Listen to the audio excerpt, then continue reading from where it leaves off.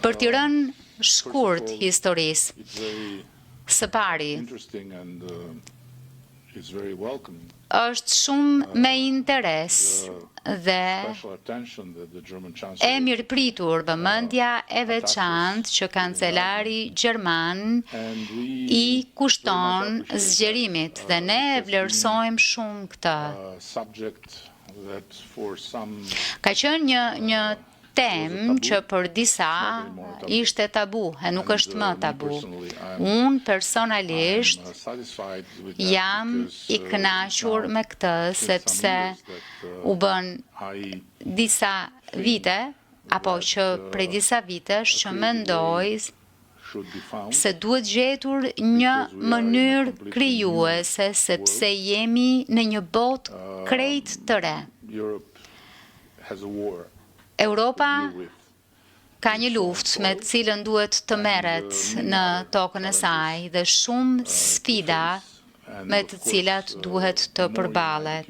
Dhe sigurisht një Europë më e bashkuar është më mirë për të gjithë.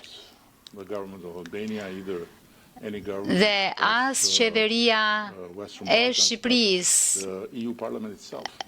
as në një qeveri e Ballkanit Perëndimor, por vetë Parlamenti Evropian ka nxjerrë një raport që tregon, bazuar në fakte, që mbajtja jon jashtë është më e kushtueshme se sa marrja jon brenda. Megjithatë ka një diskutim për këtë. Më lejoni t'ju them që letra ju është drejtuar udhëheqësve të shteteve anëtare të Bashkimit Evropian. Kësaj është një diskutim që duhet ta bëjnë ata.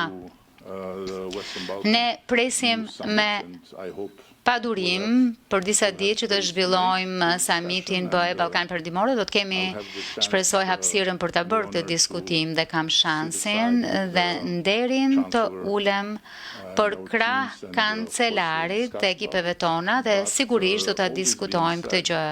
Por thënë e gjitha kjo, mendoj që duhet ta shohim gjerësisht, pa nevojën për të provokuar ndokënd. Do të thoja, ashtu siç tha Marilena, kandidatët nuk duhet të ndahen. Kjo është e para. E dyta, po Moldavia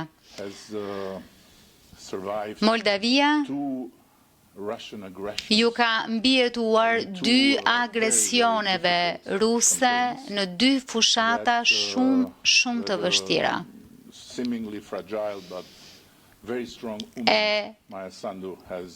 Që në dukje e brisht, por një grua shumë e fortë, Maja Sandu i ka drejtuar me shumë guxim, me një vullnet mjaft të fortë europian, duke ju premtuar Moldavëve Bashkimin Evropian. Çfarë thon rusët? Mos i besoni asaj, mos i besoni atyre. Europa kur nuk do t'ja u hap dyert, e jani me ne. Tani, mendoj që është një bast tejet i madh që të pritet për zgjedhjet e treta pa çelur bisedimet e anëtarësimit për Moldavinë. Sa për Shqipërinë, dëgjoni, jemi vendi e kombi më pro-europian në Europë, jo sepse e them unë, por sepse çdo barometër i BE-s e thot një gjë të tillë. Ne jemi talibanët e BE-s. Ne nuk do t'i hedhim syt askund e nuk do të lëkundemi.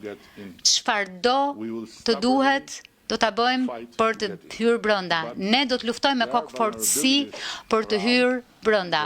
Por ka pika të dobta e dobësi vërdall që duhen marrë në konsiderat.